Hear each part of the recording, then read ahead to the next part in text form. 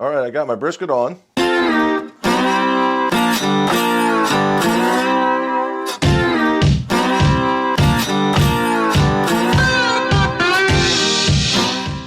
I've cleaned the truck.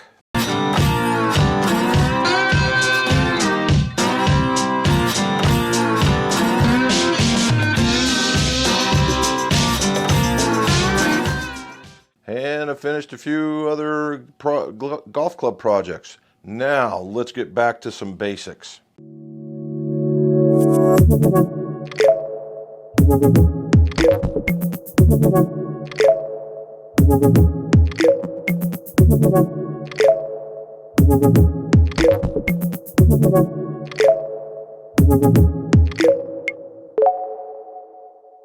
Welcome back to the McGolf Shop. Jim McCleary here, and this is the McGolf channel where we talk about golf club repairs, golf club reviews, golf club fittings. Also, your scores can go low. If you would, like, subscribe, hit that stuff across the bottom, and that way more of this information gets out to the YouTube universe. Now, why did I say all that other stuff? It's been a few weeks since I've actually published a video, and I've been on vacation, just taking a little bit of time off. It's time to get back into the groove. Now, it's not like I haven't done anything. We've put out tons of different sets, but as far as videos go, this is the first one in quite some time. So I figured we'd just start it all over again, start with some basics. So the funny part is, a friend of ours now, a customer, Gio, sent us a set of clubs. I still don't know what they are yet, and that's the best part of these boxes to build videos. However, this thing came in a box like this. I mean, it's like this big. And it held two boxes this big. So there's some stuff in there. And it had two boxes. So all I know right now is that we're doing a shaft switch, and we're going to put some axioms in there. I've been trying to do a video on these axioms since the first time we did them. I did one for Pete in Myrtle Beach.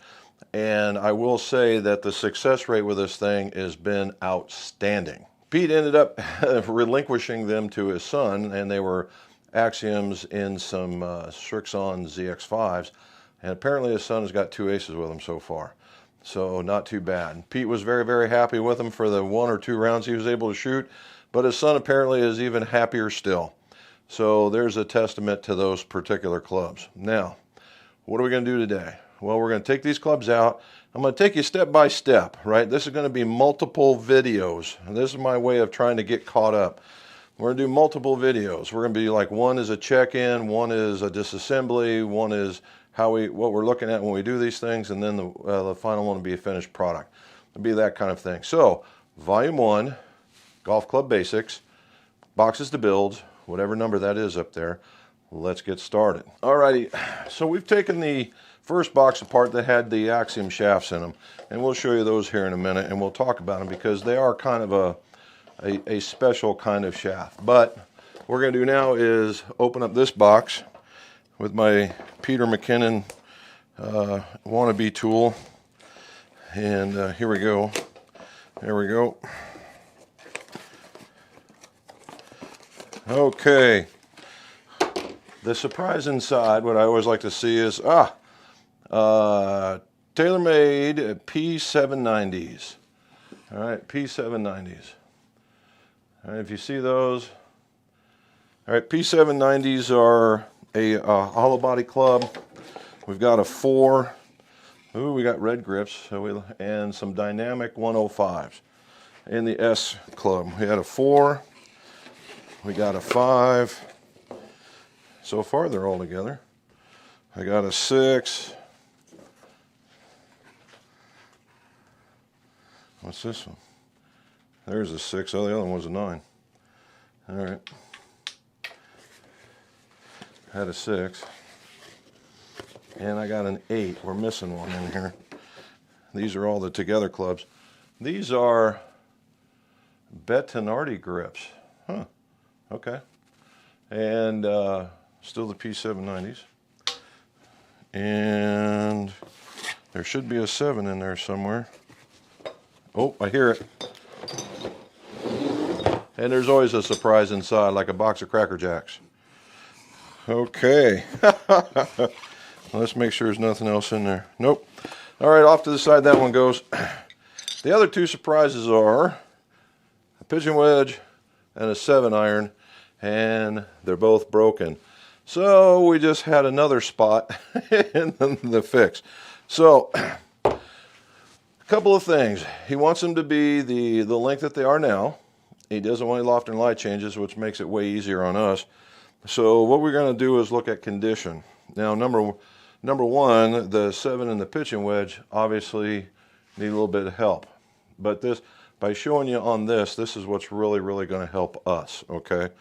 So I'm going to move you to the bench and we'll talk about the golf club first. So as part of the receipt of this, you know, what you want to do is you take stock in the condition of the equipment when it comes in.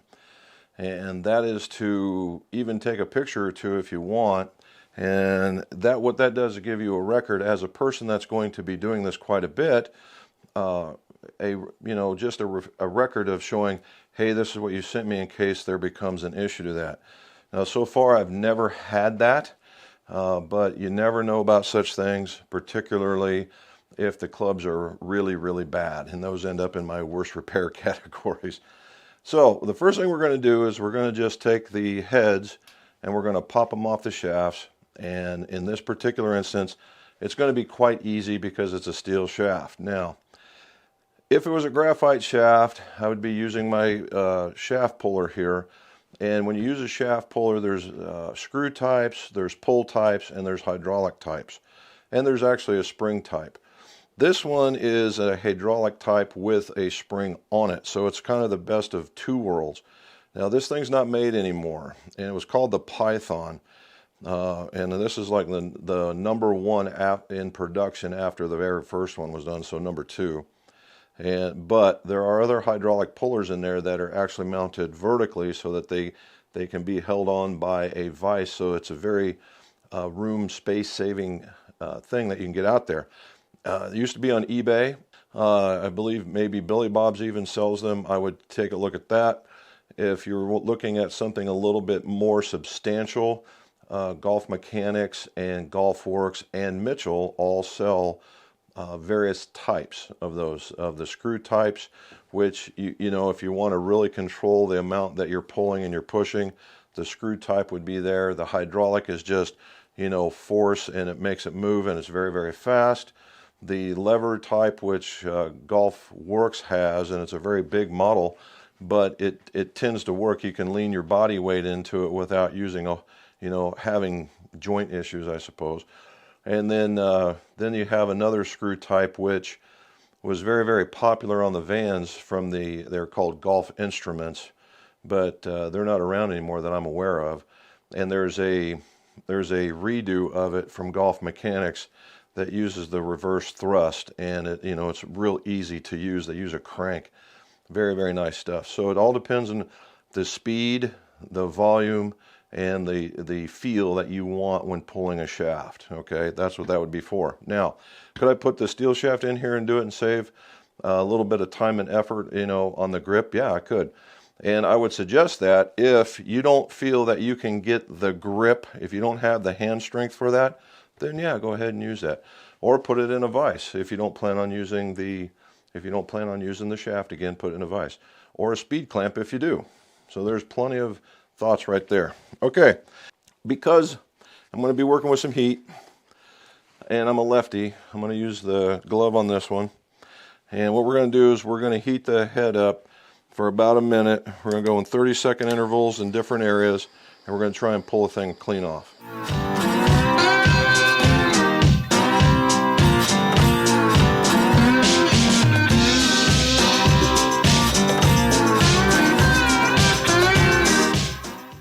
Alrighty, so we hold on to it and we twist with the other hand, and it breaks free.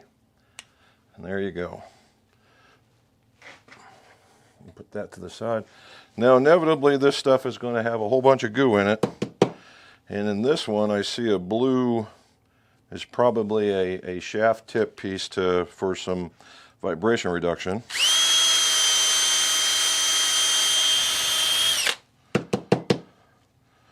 And sure enough, there it is. Well, we're going to take that thing out. I need another drill. Yeah, that's all it was a little blue piece of plastic that I imagine was put in at the bottom of the shaft.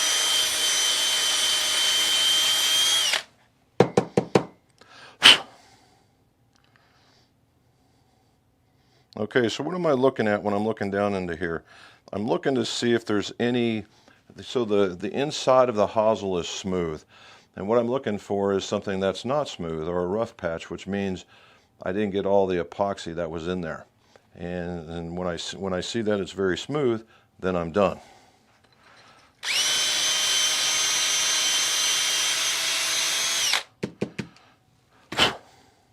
There's the last piece. Okay, so the thing is now when you're looking at this, if you're not a Titleist person, or I'm sorry, a TaylorMade person, you would have to now take a look that the inside of this thing has a shoulder. Now, do you have TaylorMade ferrules, or do you have to have a specific ferrule for a 790? That's a heck of a good question, right? So these are we also want to know what tip size this is. So I have my tip gauge, and we'll start with the 370. It's not very friendly. Let's see about the other one. Right on there, but it's awful wiggly. So let me see. It might be somewhere in between. Okay, so we're going to go with the 355 tip. Oh, centering ferrule. That's what it's going to be, a centering ferrule. Let's see if I can find one here. Nope, not that one.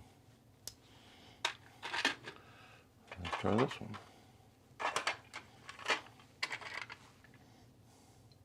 There we go.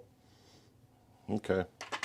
So I am sure that there is a TaylorMade ferrule out there that's specific for these, and I've got a whole shelf load of them here, but none of them specific to that one. That's not how that went on there, so nope. Alrighty, so what did I just find? I found that the 370 didn't work, but the 355 did. It was a little loose at the top, but not at the bottom. So what does that mean? Well, that means that this club, much like some of the newer designs out there, PXG, Callaway, are using what I would like to term as centering ferrules. And centering ferrules are what they fit into here very, very nicely. This is no wiggle in this. And what it does is it supports the shaft at this particular end. Why do we do that? Why do they design like that? No clue. But that seems to be the going thought process now. And this being a 355 will work into the Axiom speciality. So we really want to stay here for the end of this series to see what I mean by that. Okay. So now we know what we're working with the hosel, we know what we're working with a ferrule, and we know that we've got to take them apart. So let me take them apart, and then when we get to I'll bring you back when we get to the broken shaft removal. All right, so we got all the completed clubs, uncompleted, disassembled. All right, and what we did there was when we got them disassembled, we put a drill in there because there was a blue plug at the bottom for the shaft, not necessarily the head, and we had to get rid of those because the graphite shaft doesn't have the same opening as the steel shaft, and the steel shaft will provide a ton of vibration reduction instead of the steel, so it's really not needed. Now we've got them pulled out, we've got them all clean, and what I did is I tried to, remember we talked about the painted surface, right? The painted surface. Well, I tried very gently to polish it up, or at least clean up some of the scratches, using a unstitched buffing wheel and a very, very, very, very high grit, meaning it's very smooth, and trying to clean it up. It didn't do a thing. In fact, it came real close to going the other way with it, so we just stopped in there. The funny part about it is that same paint work, or that same finish, extends into the hosel area, but I was yet able to clean those up. Now, before I remove those, you look around the tops of these things. I don't know if it's bagware, somebody tried to use it before or whatever, but there's a silver ring around a handful of them, and meaning that, you know, from cleaning, it could have been all different things. that's wore the paint off. And underneath of it is a really nice silver finish. Well, if you had a high polished silver finish, that would ruin the contrast that you have there. So all I did was lightly touch those, clean up all the hoses, we're good to go. Now, broken ones. Now the first one, I already drilled out the first one. I wanted to see what was in it. I don't know if you can see this, but the inside of this thing is just plumb covered in dirt, okay? Plumb covered in dirt. Let's see if we can do this right here. Just like that. There we go. Okay. Well, in order to take this thing out, I need the dirt gone. So here's what we're going to do. We're going to drill out the inside of it. Let's hit the blue plug.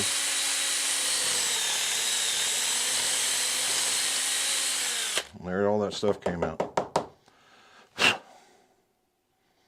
All right, now we got a clean inside of the shaft that I can work with. Now, here's how we're going to remove a broken shaft from a head. So let's go over to the bench. Okay, so how do you get a broken shaft out of a head, particularly if it's steel? Graphite, you can just drill it out and you're good to go. Steel's a different animal. So one of the easiest ways to take one out is with, and they're going to say, oh, you can step drill it. Yeah, you could. And what all you're doing is you're building up heat to break the epoxy bond in order for the drill to catch it in order to pull it out. Okay, that's a little, if you're drilling, there's a lot of torque involved and your wrists are going to go and you're going to feel it. And we don't want to do that. A much slower paced way of doing it and much more reliable is with an easy out. All right, an easy out was designed to remove broken bolts. Okay, you would drill a hole into it the size that you needed. Now this is a massive one, and what you would do is you would screw it in counterclockwise, and this thing is a reverse thread, and it would go in and it would take it, and so that it would just, as you're tightening down this way, it's also trying to remove the bolt. Kind of quite ingenious little thing going on here. Now, sometimes, you see how it's very wide in its spiral. Sometimes that does not grab enough, all right? It needs a little bit more. So, Golfworks has a removal toolkit, and it's basically a setup that looks like this. It's a sleeve with a washer and a nut, and this. And this is for irons, and there's another one for woods, and they come as a kit. I highly recommend these. These are extraordinarily simple, okay? Now, on the motive end is a square. You could use a wrench, you could use anything. What I have went and got is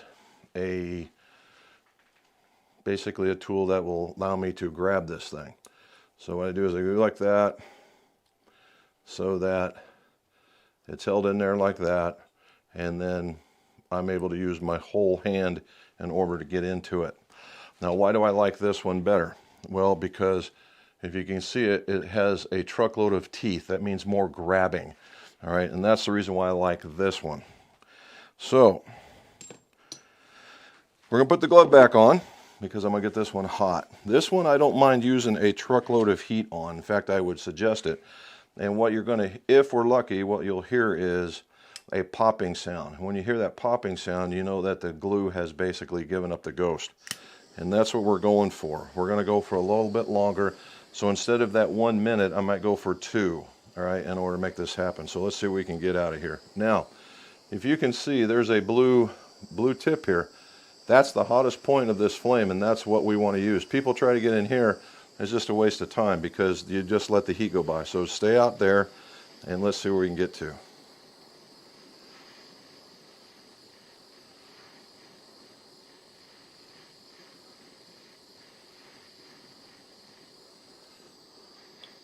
Oh, do you hear that? We already popped there. There's another one.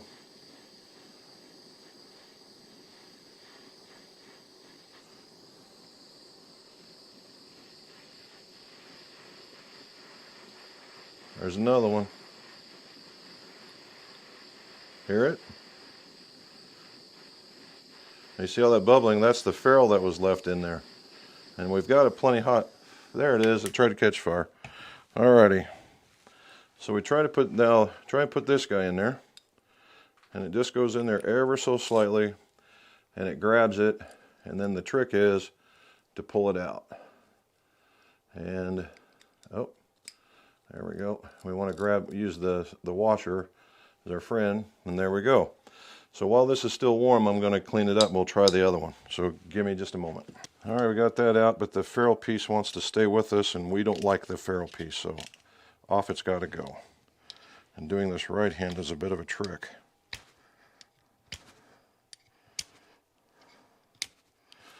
All right, there's an easier way. We're just going to heat her back up.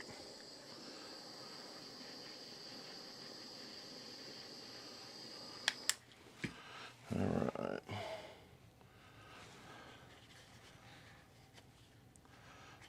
There we go. I got to switch hands, being left-handed.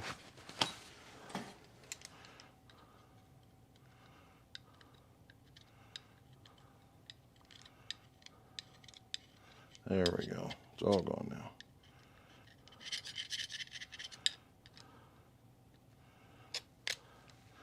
All right, that's the 7 that we were looking for earlier. Getting a complete set. Alrighty. So that was fairly easy. There's always a problem child in one of these, so let's see if the pitching wedge is going to cooperate. Alright, the pitching wedge I cleaned out earlier, and the shaft isn't sticking up as much, so this one might be a little different. So again, the same method, we cleaned it out. Now to give it some heat.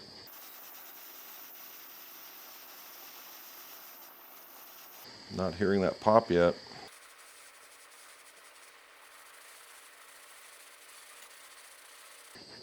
Heard it. Hear that crackling sound? We got it now. All right. So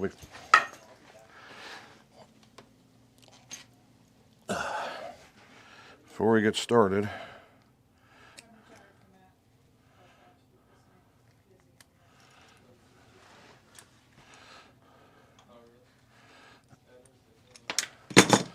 alrighty, so we got it ready to go. Let's see what we can find.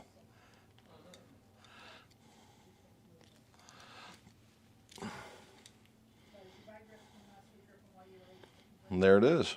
Out it goes. Well, now that we got this off here, we'll clean this out and we'll talk about more. Alright, so that's step 1, right? That's step 1. We took receipt of a set of irons that wanted something done. First, we take stock in what's their condition when they get in.